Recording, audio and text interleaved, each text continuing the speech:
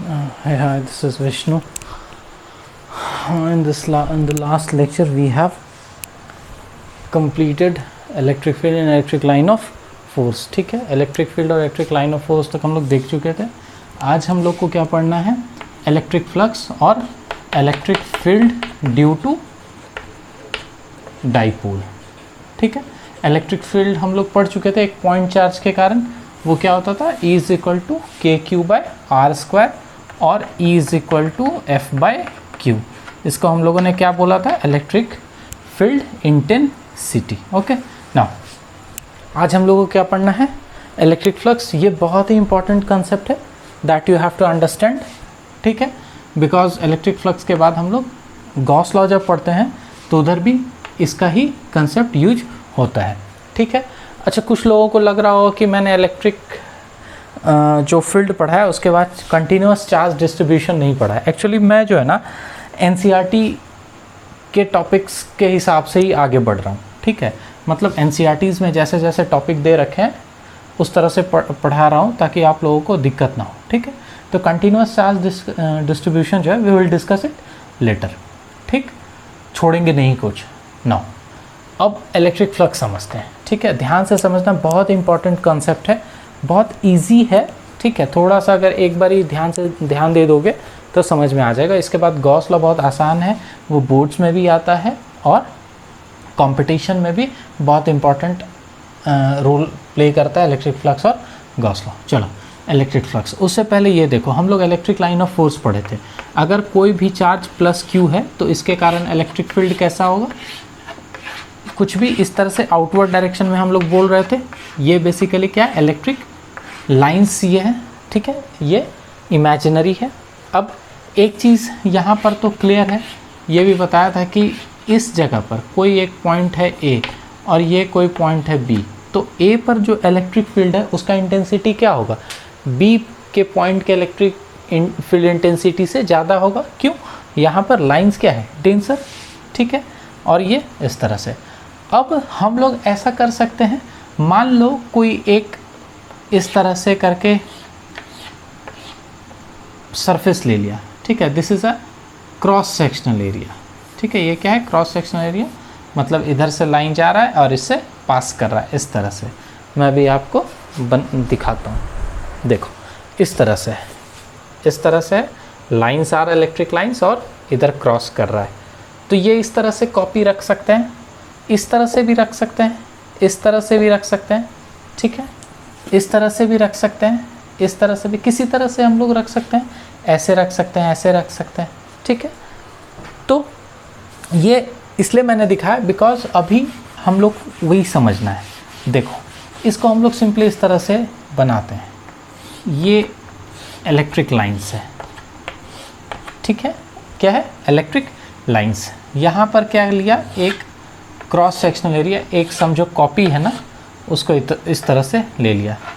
Electric lines आ रहा है, इधर से पास किया, आया, ऐसे करके पास करेगा इस तरह से. ठीक है, इससे इलेक्ट्रिक लाइंस क्या कर रहा है? पास कर रहा है. इलेक्ट्रिक फ्लक्स क्या होता है? सिंपल लैंग्वेज में समझो, किसी भी क्रॉस सेक्शनल एरिया से कितना इलेक्ट्रिक लाइंस पास कर रहा है वो मेजरमेंट इलेक्ट्रिक फ्लक्स कहलाता है. Electric flux is a measurement of number of electric lines passing through a cross sectional area. किसी क्रॉस सेक्शनल एरिया से कितना number of electric lines pass कर रहा है वो जो मेजरमेंट बताएगा, हम लोग जो काउंट करके बताएंगे, this amount, that is known as electric flux. ये बहुत सिंपल लैंग्वेज में है. ठीक है, क्या है? ये एक एरिया है, ये इलेक्ट्रिक लाइंस ऐसे क्रॉस कर रहे हैं, तो इससे कितना इलेक्ट्रिक लाइंस क्रॉस करेगा, that measurement will be electric flux. अब देखो, एक चीज़ समझो, ये अगर इस तरह से है, ठीक, अगर मैं इसको थोड़ा टिल्ट कर दूं तो क्या होगा? इलेक्ट्रिक लाइंस पहले जो जा रहा था अब क्या होगा? उससे कम होगा. और ऐसे कर दूं तो इलेक्ट्रिक लाइंस जो इससे पहले पास कर रहे थे अब क्या होंगे? कम होंगे. तो मेजरमेंट क्या है? वो मैग्नीट्यूड क्या हो रहा है? कमता चला जा रहा है because of the orientation of this copy of this area. ठीक है, इसके ओरिएंटेशन पे डिपेंड कर रहा है. और ऐसे कर दूं तो कोई भी लाइन से इससे पास नहीं करेगा। ये अभी इसका विड्थ है, लेट्स से कि ये विड्थ इसका कुछ नहीं है। जैसे एक प्लेन पेपर होता है ना, एक शीट होता है, उसको आप लोग समझ लो, एक्चुअली A4 शीट है नहीं इधर, ठीक है। तो मान लो एक A4 शीट है, तो अगर उसको A4 शीट को इस तरह से रख देंगे तो क्या होगा, कोई भी इलेक्ट्रिक लाइंस उसको क्रॉस नहीं करेगा, है ना। मतलब वो अगर A4 शीट जो है इस इलेक्ट्रिक फील्ड के पैरेलल हो जाएगा तो no electric line will pass through it, तो हम लोग क्या बोलेंगे कि इलेक्ट्रिक फ्लक्स क्या हो जाएगा, ज़ीरो, ठीक है। इतना तो समझ में आया कि what is electric flux measurement. अब देखो एक चीज़, यहाँ पर मैं बोल रहा हूँ कि cross sectional area, cross sectional area मतलब हम लोग जो शीट ले रहे हैं उसका कुछ एरिया, जैसे ये एक शीट ले रहे हैं तो ये इसका एरिया है, this is cross sectional area, ठीक है। बेसिकली हम लोग यहाँ पर जो इलेक्ट्रिक फ्लक्स में बात करते हैं वो बात करते हैं किसका, एरिया एलिमेंट का, किसका, एरिया एलिमेंट। अब ये एरिया एलिमेंट क्या है और ये क्रॉस सेक्शनल एरिया, मतलब ये एरिया क्या है, ये क्या चीज़ है सेम चीज़, बस यहाँ पर हम लोगों ने क्या किया है, एरिया एलिमेंट लिया है। एरिया एलिमेंट क्या है, ये एक वेक्टर क्वांटिटी है। क्या है, वेक्टर क्वांटिटी। मतलब क्या कि हम लोग इलेक्ट्रिक फ्लक्स को मेजर करने के लिए कोई भी एक शीट लेते हैं, मतलब एक क्रॉस सेक्शनल एरिया लेते हैं, ठीक है।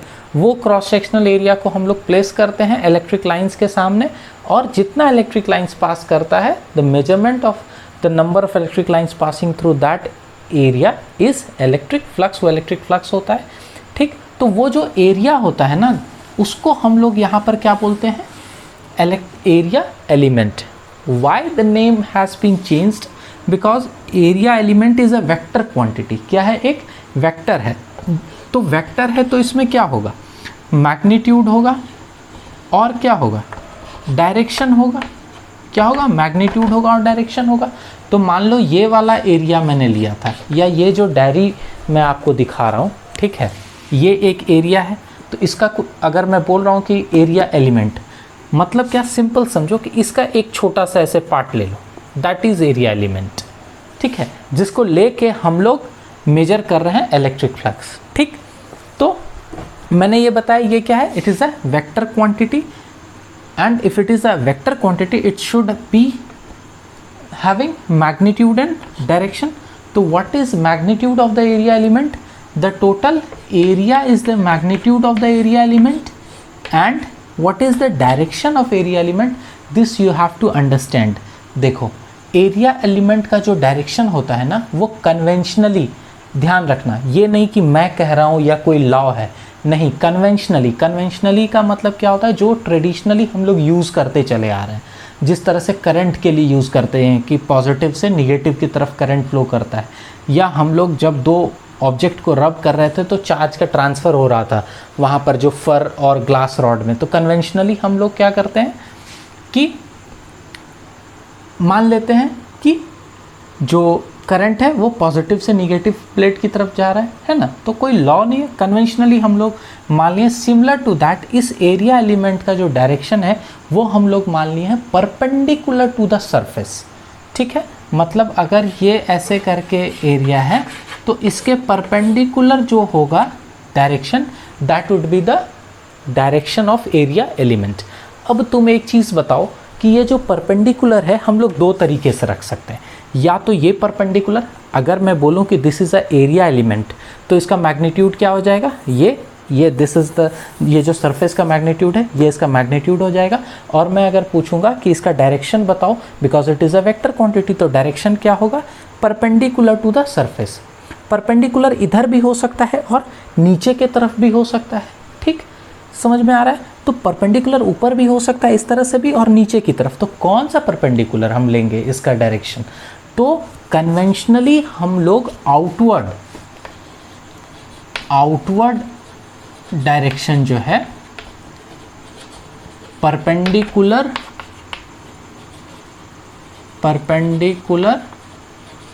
Outward direction is the direction of what, area element, ठीक है। तो अभी समझ में आया इलेक्ट्रिक फ्लक्स क्या है? Measurement of number of electric line of force passing through a cross sectional area.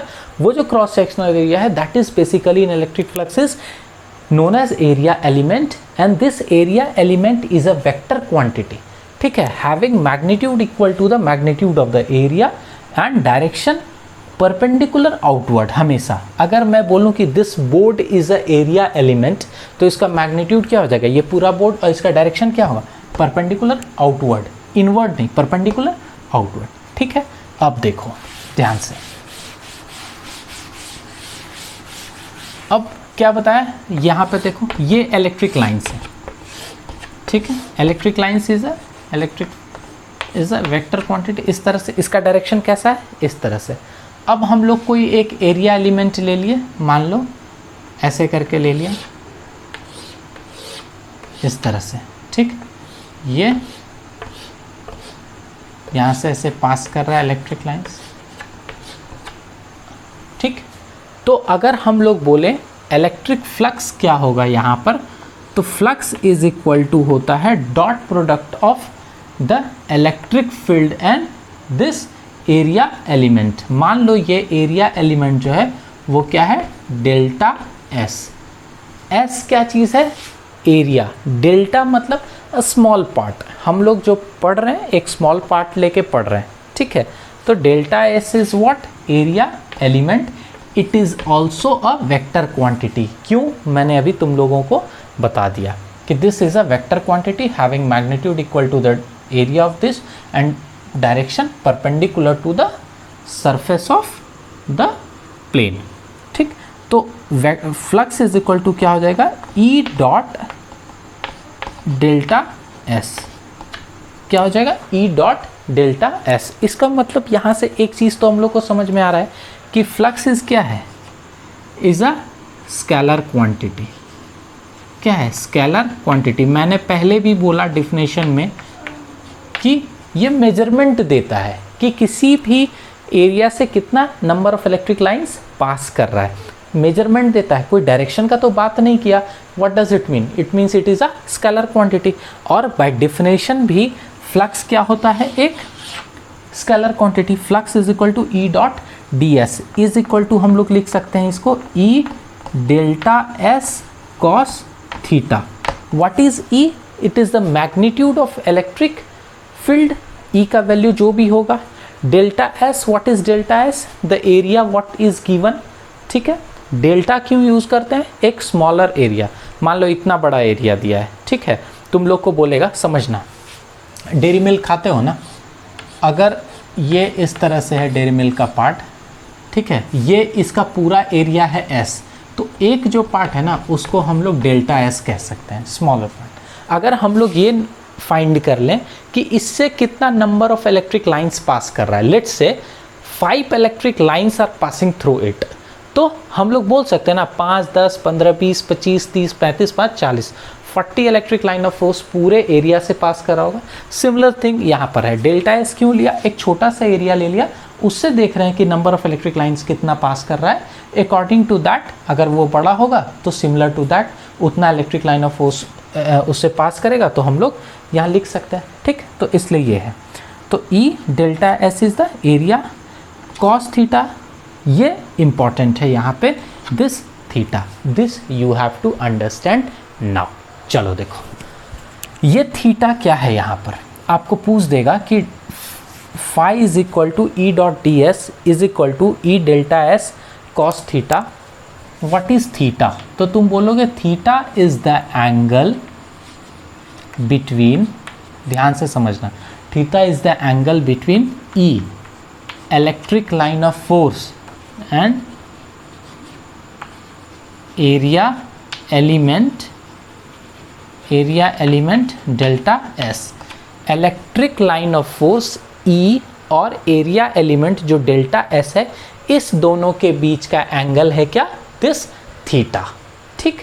अब तुमको क्या लगेगा कि ये एरिया एलिमेंट तो इस तरह से रखा हुआ है, देखो ध्यान से, इस तरह से रखा हुआ है, और ये इलेक्ट्रिक लाइंस ऐसे पास कर रहा है। इसका मतलब क्या, इस दोनों के बीच एंगल क्या हो गया, देखो कितना एंगल दिख रहा है, 90 डिग्री। इसका मतलब क्या, theta is equal to what, 90 degree. Theta अगर 90 डिग्री हो जाएगा तो cos 90 इज 0, इसका मतलब फ्लक्स क्या हो गया, का वैल्यू कितना आ गया, 0। मतलब इससे कोई भी इलेक्ट्रिक लाइंस पास नहीं कर रहा है, ऐसा है क्या, नहीं है। देखो सिंपल, ये परपेंडिकुलर है तो maximum number of electric lines will pass through it, ठीक है, maximum number of electric line will pass through it when it is in this orientation, ठीक है। तो फिर गड़बड़ कहाँ हो गया, तो फिर ये थीटा क्या हो गया भाई, अगर मैं बोल रहा हूँ theta is the angle between electric line of force E and the area element delta S, तो फिर ये 90 डिग्री जब थीटा ले रहे हैं E और डेल्टा S के बीच का है तो ये तो 0 हो रहा है, लेकिन हम लोग प्रैक्टिकली इसको देख रहे हैं कि दिस इज़ नॉट 0, ये तो मैक्सिमम आ रहा है, मेरा वैल्यू 0 आ रहा है। कहाँ गलत हो गया, तो देखो कहाँ गलत हो गया। अभी मैंने थोड़ी देर पहले बताया था आपको कि डेल्टा S जो है एक एरिया एलिमेंट है, ठीक है, जिसका कि मैग्नीट्यूड होता है वो पूरा एरिया, और उसका जो डायरेक्शन होता है वो एरिया एलिमेंट अगर ये है, इसका डायरेक्शन क्या होगा, परपेंडिकुलर आउटवर्ड। इसका मतलब इस केस में देखिए, ध्यान से देखो इसको, इस केस में जब इलेक्ट्रिक लाइंस ऐसे करके पास कर रहा था इससे, ठीक है, ऐसे करके, तो इलेक्ट्रिक लाइंस जब पास कर रहा था तो इलेक्ट्रिक लाइंस का तो ठीक है डायरेक्शन इस तरफ है, किधर है, इस तरफ, E का डायरेक्शन, लेकिन एरिया एलिमेंट का डायरेक्शन किधर होगा, मैंने बताया परपेंडिकुलर आउटवर्ड, तो परपेंडिकुलर आउटवर्ड ऐसे इस तरफ, this is the direction of delta S, मतलब डेल्टा S भी किधर, इस तरफ, परपेंडिकुलर आउटवर्ड, इसका डायरेक्शन क्या, परपेंडिकुलर आउटवर्ड। अब तुम बोलोगे इस तरफ आउटवर्ड है, नहीं, इस तरफ जा रहे हैं ना, तो आउटवर्ड उस तरफ हुआ, ठीक है, मतलब इस तरफ इलेक्ट्रिक लाइंस है, इसका मतलब इधर क्या रहा होगा, पॉजिटिव चार्ज, तभी ना पॉजिटिव चार्ज से दूर आउटवर्ड डायरेक्शन में जा रहा है इलेक्ट्रिक लाइंस, तो आउटवर्ड किधर हुआ, उधर, इसलिए इसका आउटवर्ड किधर हुआ, उधर, इस एरिया एलिमेंट का। तो अब समझ में आया, दोनों का डायरेक्शन क्या है, सेम, तो दोनों का डायरेक्शन सेम है, मतलब एक दूसरे के क्या है, ये पैरेलल है। इसका मतलब theta is equal to what, theta is equal to 0 degree. Electric lines भी इधर और एरिया एलिमेंट भी इधर, दोनों एक ही डायरेक्शन में, तो दोनों के बीच का एंगल कितना हो गया, 0 डिग्री, मतलब both are parallel to each other. जब 0 डिग्री हो गया तो फ्लक्स इज इक्वल टू क्या हो जाएगा, अकॉर्डिंग टू फार्मूला E डेल्टा S cos theta is cos 0 degree, यहाँ इस केस में तो cos 0 इज 1, इसका मतलब cos का वैल्यू जो 1 होता है वो क्या होता है, मैक्सिमम। हम लोग जानते हैं ना कि cos का मैक्सिमम वैल्यू 1 और मिनिमम कितना होता है, -1, या ऐसे लिखो -1 से 1 तक cos का मिनिमम वैल्यू -1 और मैक्सिमम वैल्यू 1, तो यहाँ पर 1 आया, इसका मतलब ये फ्लक्स क्या हो गया, मैक्सिमम। ऐसे भी आपको मैंने बताया, समझ सकते हो कि जब ये इस तरह से होगा तो इससे, अभी देखो 1 2 3 4 5, यहीं पर देख लो 5 लाइंस पास कर रहा है। अब हम इसको ऐसे कर दिए तो क्या होगा, ये वाला इससे पास कर रहा है, नहीं, कम हो गया, और ऐसे कर दिया तो 0 हो गया। जब इस तरह से हम प्लेन को रख देंगे, तो जब ऐसे तुम प्लेन को रख दोगे, इलेक्ट्रिक फील्ड का डायरेक्शन कैसा है, वैसे उस तरफ, एरिया एलिमेंट कैसा है, ऐसा।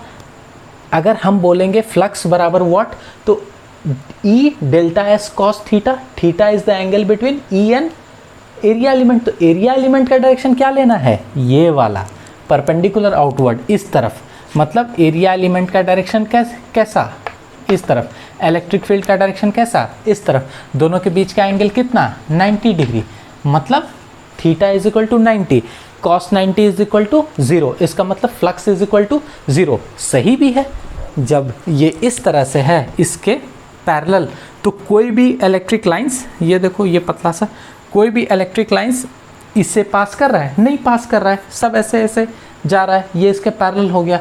इसका मतलब इस एरिया को कोई भी इलेक्ट्रिक लाइंस छेद नहीं कर रहा है, मतलब इसके थ्रू पास नहीं कर रहा है, मतलब फ्लक्स इज इक्वल टू क्या, 0। क्यों, because flux is a measurement of number of electric lines passing through a cross sectional area. जितना क्रॉस सेक्शनल एरिया से इलेक्ट्रिक लाइंस पास करेगा, वो जो मेजरमेंट होगा दैट इज इलेक्ट्रिक फ्लक्स। ठीक है, तो समझ में आया। इलेक्ट्रिक फ्लक्स क्या है कि किसी भी क्रॉस सेक्शनल एरिया से कितना number of electric lines pass करता है, the measurement of that is known as electric flux, and flux is equal to E into delta S, E dot delta S.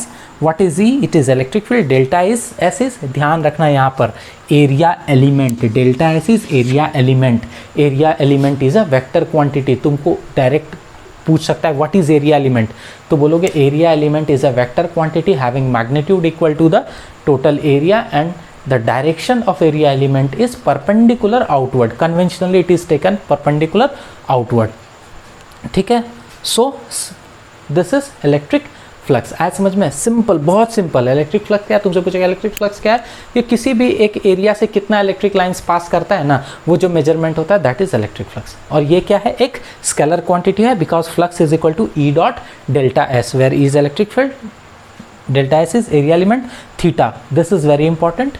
They will ask you what is the angle, what is theta, तो this is the angle between E and delta S. तो confuse यहाँ पर बच्चे कर जाते हैं. Delta S का मतलब वो समझ लेते हैं कि इसी प्लेट का, इसी सरफेस का और E का एंगल. नहीं, ये आपको नहीं गलती करना है. नेक्स्ट क्लास में मैं इसके न्यूमेरिकल्स कराऊंगा तो वहाँ पर ज़्यादा आपको क्लियर होगा. ठीक है, कि अगर इलेक्ट्रिक लाइंस ऐसे है, ये इस तरह से रखे हैं, तो डेल्टा एस का जो डायरेक्शन होगा वो इधर होगा, इलेक्ट्रिक लाइंस का भी डायरेक्शन इधर, तो theta is equal to 0 degree.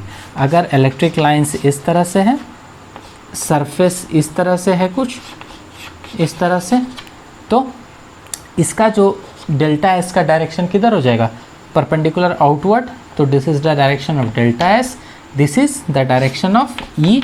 दोनों के बीच theta is equal to 90 degree, cos 90 is equal to 0. मतलब इस केस में इलेक्ट्रिक फ्लक्स क्या होगा, 0. कोई भी इलेक्ट्रिक लाइन से इसे पास नहीं करेगा. ठीक, तो ऐसे है, जैसे जैसे ऐसे करते जाएंगे. इसका मतलब क्या है कि थीटा 9 जो इलेक्ट्रिक फ्लक्स है, ठीक है, और ये जो सरफेस है, जो प्लेन है, एरिया, वो इस तरह से है, तो मैक्सिमम जैसे जैसे इसको टिल्ट करते जाएंगे उससे नंबर ऑफ इलेक्ट्रिक लाइन घटता चला जाएगा और क्या हो जाएगा, यहाँ पर 0 हो जाएगा. ठीक, सिंपल भी समझ सकते हैं, दो तरीके से समझ सकते हैं. कैसे, एक तो देख के कि हाँ ऐसा हो रहा है, और दूसरा थीटा वेरी करता जाएगा, ई उसके अकॉर्डिंग क्या होगा, वेरी करता जाएगा. ठीक है, चलो इलेक्ट्रिक फ्लक्स क्या है, 2-3 चीज़ यहाँ पर देख लो. इलेक्ट्रिक फ्लक्स क्या है, ये एक स्केलर क्वांटिटी है. ठीक, अगर कुछ प्रॉब्लम होगा तो एक बार ही कमेंट कर देना मुझे, अगर नहीं समझ में आया या फिर से समझना है तो. ठीक है, अगर समझ में आ गया होगा तो इट्स ओके, समझ में आ ही गया होगा मुझे लगता है. ठीक है, ये क्या है, स्केलर क्वांटिटी. तो फ्लक्स इज इक्वल टू क्या है, E into delta S cos theta. मान लो theta is equal to 0 degree, तो ये E डेल्टा एस. तो अगर हम इसके यूनिट की बात करें, यूनिट ऑफ फ्लक्स, तो क्या होगा, electric field E is equal to क्या होता है, F बाई क्यू, और ये क्या होता है, S इज एरिया, मतलब मीटर स्क्वायर, तो ये क्या हो जाएगा, न्यूटन पर कूलम, मीटर स्क्वायर. ये अगर डायमेंशन की बात करें, डायमेंशन ऑफ फाई, डायमेंशन क्या हो जाएगा, n किसके लिए आया, न्यूटन. न्यूटन क्या है, फोर्स, मतलब mlt-2. ये आपको डायमेंशन निकालने आना ही चाहिए, नहीं तो अभी सीखो. c क्या है, चार्ज के लिए है. चार्ज मतलब q is equal to IT. इसका मतलब क्या, IT पे पावर कितना, -1, और m किसके लिए, मीटर, मतलब L. तो ये क्या हो जाएगा, L का स्क्वायर. तो हम लोग लिख सकते हैं m L, L यहाँ पर 1 और ये 2, तो L 3 T, T -2 और ये -1, तो कितना हो जाएगा, -3 और I -1. This is the dimension of flux. ठीक है, आज समझ में इलेक्ट्रिक फ्लक्स क्या चीज़ है, स्केलर क्वांटिटी है, और ये एरिया एलिमेंट क्या है, और एंगल किसके किसके बीच का है. ठीक है, तो आपको लिखना आएगा व्हाट इज इलेक्ट्रिक फ्लक्स. तो electric flux is a measurement of number of electric lines passing through cross sectional area. ठीक है, और we can defined as electric flux as dot product of E and area element E dot delta S. ठीक, theta is the angle between E and delta S. ठीक है, चलो ऐसा समझ में. अब हम लोग करते हैं electric field due to dipole. ठीक है, डाइपोल. इलेक्ट्रिक फील्ड आप लोग को पता है पहले से सुने हुए, ड्यू टू किसके कारण, डाइपोल। अब ये पहले समझ लो व्हाट इज डाइपोल। ये दिस इज डाइपोल। डाई मतलब दो, यूनी डाई ट्राई टेट्रा होता है ना, यूनी मतलब वन, डाई मतलब दो, तो दो पोल, ठीक है, क्या है, दो पोल जहां पर होगा that is known as dipole. तो pole basically here is charge. What is dipole? It is a system, ध्यान से सुनना, it is a system of two equal and opposite charges. किसके किसके बीच का सिस्टम है? इक्वल और opposite charges placed at certain distance, placed at some distance. What is electric dipole or what is dipole? It is a system of two equal and opposite charges placed at some distance. ठीक है, यही क्या है, dipole है। वो distance मान लो कुछ भी है, ए बी सी डी, हम लोग क्या लिखते हैं बुक में, क्या लिखा रहता है 2a, कि -q +q और ये 2a। ऐसा कुछ नहीं कि ये 2a ही होगा, हम कुछ भी लिख सकते हैं, x y z कुछ भी, लेकिन 2a हम लोग लिखते हैं, ठीक है, ए बी सी कुछ भी लिख सकते हैं, लेकिन 2a लिखते हैं, लिखा जाता है इसलिए हम लोग लिख रहे हैं, but it is not necessary to write here 2a, ठीक है। वैसे 2a क्यों नहीं लिखते हैं, 2a ही क्यों लिखते हैं, ये भी मैं अभी थोड़ी देर बाद आपको बताऊंगा, ठीक है। पहले ये समझो what is electric dipole. Di मतलब दो, पोल का मतलब चार्ज। ऐसा सिस्टम जहाँ पर दो चार्ज होगा और दोनों चार्ज एक दूसरे के अपोजिट होगा और क्या होगा, इक्वल होगा। ये ध्यान रखना, चार्जेस क्या होगा, अपोजिट एंड इक्वल, और कुछ डिस्टेंस पे रखा होगा, placed at certain distance, placed at certain distance, this is known as electric dipole, ठीक है। अगर मैं आपको बोलूं कि total charge of a dipole is, बताओ कि एक डाइपोल का टोटल चार्ज कितना होगा, तो क्या बोलोगे आप, -q plus q that is equal to 0। मतलब किसी भी डाइपोल का टोटल चार्ज कितना हो जाएगा, 0, माइनस है ना, प्लस, दोनों को जोड़ 0, ठीक है। अब देखो आगे चलते हैं।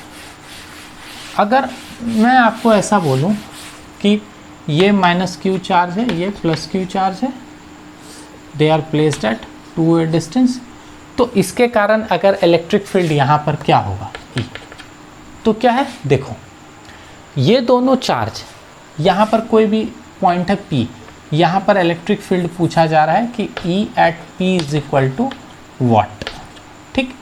हम लोग अभी क्या पढ़े हैं कि कोई भी एक पॉइंट चार्ज है Q, इसके कारण किसी डिस्टेंस R पर अगर आपको इलेक्ट्रिक फील्ड जानना है तो that is equal to E into Q/r²। लेकिन यहाँ पर क्या है, दो चार्जेस है, तो कैसे फाइंड करेंगे? हम लोग किसके बारे में जानते हैं, सिर्फ एक चार्ज के बारे में जानते हैं कि इलेक्ट्रिक फील्ड ऐसे निकालते हैं। अब हम लोग को दो चार्ज दे दिया तो सिंपल है ना, हम लोग प्रिंसिपल ऑफ सुपरपोजिशन भी पढ़ें। प्रिंसिपल ऑफ सुपरपोजिशन, वहाँ पर क्या है कि किसी एक चार्ज के कारण अगर कहीं पर हम लोग इलेक्ट्रिक फील्ड फाइंड कर रहे हैं तो वहाँ पर जो दूसरा चार्ज प्रेजेंट है उससे उस पर कोई इम्पैक्ट नहीं पड़ेगा। तो इसका मतलब क्या है, simple it is, what we have to do, find the electric field at P due to this charge plus Q, ठीक है। फिर find the electric field due to this charge minus Q at P, बस दोनों find कर दिए। Direction देख लो दोनों क्या है, सेम डायरेक्शन है तो ऐड ऑन हो जाएगा, अपोजिट डायरेक्शन है तो सब्ट्रैक्ट हो जाएगा, ठीक है, बस यही है। तो इस तरह से हम लोग निकालेंगे। अगर आपको मैं ये पूछूं, क्वेश्चन आपको ये आ जाएगा कि total charge of dipole is 0, ठीक है, total charge of dipole is 0, hence electric field due to dipole is also 0। Assertion reason में इस तरह दे दिया तो नहीं, electric field due to dipole is not 0। Why? Because देखो इस पॉइंट P को देखो और ये जो पॉइंट है, इस दोनों के बीच का डिस्टेंस और इस दोनों के बीच का डिस्टेंस क्या है, डिफरेंट है। अगर हम लोग मान लें कि ये निगेटिव चार्ज है, मान लें क्या ये निगेटिव है, ये निगेटिव चार्ज यहाँ पर इलेक्ट्रिक फोर्स किधर लगाएगा, इस तरफ, और ये पॉजिटिव चार्ज इस तरफ, तो दोनों एक दूसरे को कैंसिल आउट करता। कब? जब दोनों का वैल्यू क्या होता, सेम होता। सेम होगा? नहीं होगा, बिकॉज ये डिस्टेंस और ये डिस्टेंस डिफरेंट है। तो R डिफरेंट है, हम लोग ऐसे कह सकते हैं, तो वो नहीं होगा। इसका मतलब किसी डाइपोल के कारण अगर इलेक्ट्रिक फील्ड है वो क्या है, 0 नहीं होगा। लेकिन अगर आपको ये बोल दे कि एट वेरी लॉन्ग डिस्टेंस, ठीक है, बहुत दूर, मतलब कोई भी पॉइंट है, ये आपको कहेगा क्या, दिस इज अ डाइपोल, ठीक है, placed over here and here eight point P, इस जगह पर, बताओ इलेक्ट्रिक फील्ड क्या होगा। And this P is very let's say this distance from here is r is much greater than a और 2a, मतलब बहुत दूर हो जाएगा। तब कह सकते हो ना कि यस, उस जगह पर क्या होगा, इलेक्ट्रिक फील्ड क्या होगा, 0 हो सकता है। वाई? बिकॉज ये डिस्टेंस दोनों के बीच क्या होगा, नेग्लिजिबल हो जाएगा। मतलब हम क्या कह रहे हैं कि यहाँ से यहाँ का दूरी और यहाँ से यहाँ का दूरी दोनों लगभग क्या होगा, बराबर होगा। बहुत लॉन्ग डिस्टेंस के लिए, बहुत दूर के लिए, लेकिन नज़दीक के लिए ऐसा नहीं होगा। ठीक है, आए समझ में? तो ये है इलेक्ट्रिक डाइपोल और इसका कंसेप्ट। नाउ इसमें इम्पॉर्टेंट क्या है, सबसे पहला चीज़ आपको ये पूछेगा व्हाट इज़ इलेक्ट्रिक डाइपोल। मैंने बता दिया, it is a system of 2 equal and opposite charge placed at certain distance, let the distance be 2a। जरूरी नहीं है कि 2a ही, लेकिन चार्ज एक प्लस होगा एक माइनस और दोनों इक्वल होगा। दूसरा चीज़ कि total charge of electric dipole is 0, electric field due to dipole is 0, no it is not 0, it is 0 at a very far distance. ठीक है, नॉर्मल केस में नहीं होगा। थर्ड चीज़, एक चीज़ और कि डायरेक्शन, आपको पूछेगा डायरेक्शन क्या होता है डाइपोल का, तो आप बोलोगे कन्वेंशनली। फिर यहाँ पर conventionally we know or we can say that the direction of electric dipole is from -q to +q, मतलब इसका जो डायरेक्शन होगा वो इस तरह से। ठीक है, चलो अब हम लोग क्या पढ़ना है, हम लोग को यहाँ पर इम्पॉर्टेंट क्या है जो एग्ज़ाम में आता है, वो बोर्ड्स में आता है ये प्रूव करने की electric field due to dipole is what, ये आपको निकालने के लिए देगा। दो जगह पर नॉर्मली हम लोग पढ़ते हैं, एक क्या है एट डाइपोल एक्सिस और दूसरा एट इक्वेटोरियल एक्सिस। दो जगह निकालने बोलेगा, एक डाइपोल एक्सिस पे और एक इक्वेटोरियल एक्सिस पे। तो एक एक करके देखते हैं। फर्स्ट हम लोग पढ़ते हैं डाइपोल एक्सिस। डाइपोल एक्सिस क्या होता है समझ लो।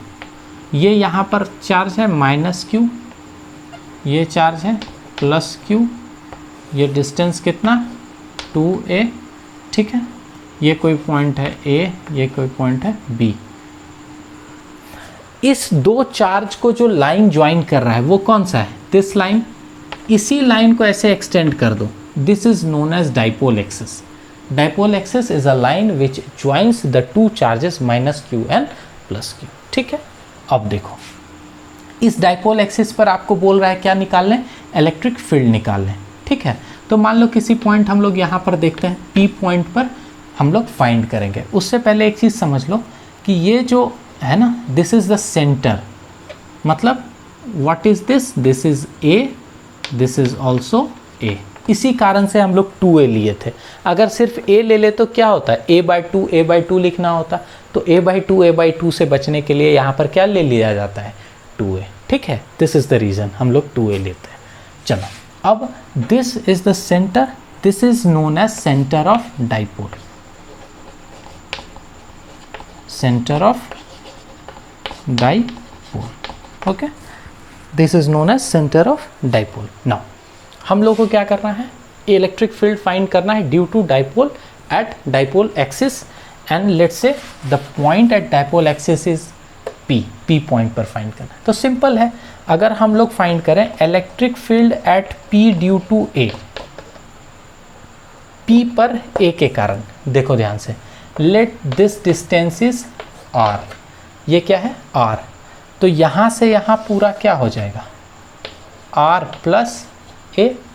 तो इसके कारण यहाँ पर इलेक्ट्रिक फील्ड क्या होगा, यहाँ पर लिखता हूँ E at P due to A is equal to KQ by R square. R का मतलब R प्लस A का होल स्क्वायर। ठीक है, यही होगा। ये जो इलेक्ट्रिक फील्ड है P पर A के कारण, एक चीज़ ध्यान देना है कि इसका डायरेक्शन किधर होगा, इस तरफ। Electric field at P due to A is in this direction. Why? Because this is a negative charge. Okay, now इसके कारण देखो, electric field at P due to B is equal to again KQ by R square. What is R? Sorry, ये जो R, इसको छोड़ दो, हम लोग को जो बुक में है उस तरह से चलते हैं। देखो सॉरी, देखो यहाँ पर let this distance be R, इसको R पकड़ लेते हैं। ठीक है, वो R प्लस A मैंने गलत ले लिया।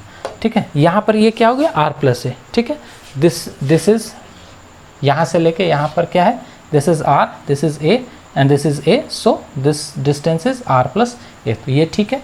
अब ये क्या होगा, E at P due to B, वो क्या हो जाएगा, KQ बाय इतना माइनस इतना बराबर इतना, क्या हो जाएगा, R माइनस A का होल स्क्वायर। यही हो गया। लेकिन चीज़ इम्पॉर्टेंट यहाँ पर ये है कि इस जगह पर जो इलेक्ट्रिक लाइन है उसका डायरेक्शन क्या होगा, E at P due to B is in this direction. Why? Because this is a positive charge. Positive charge के कारण electric lines outward, negative charge के कारण इनवर्ड। दोनों क्या है, एक दूसरे के अपोजिट डायरेक्शन में है। तो हम लोग कह सकते हैं ना कि यहाँ पर नेट इलेक्ट्रिक फील्ड जो होगा वो क्या हो जाएगा, इतना माइनस इतना। ठीक है, तो वीकन से देखो ये है, इसको मैं रब कर रहा हूँ एक बार।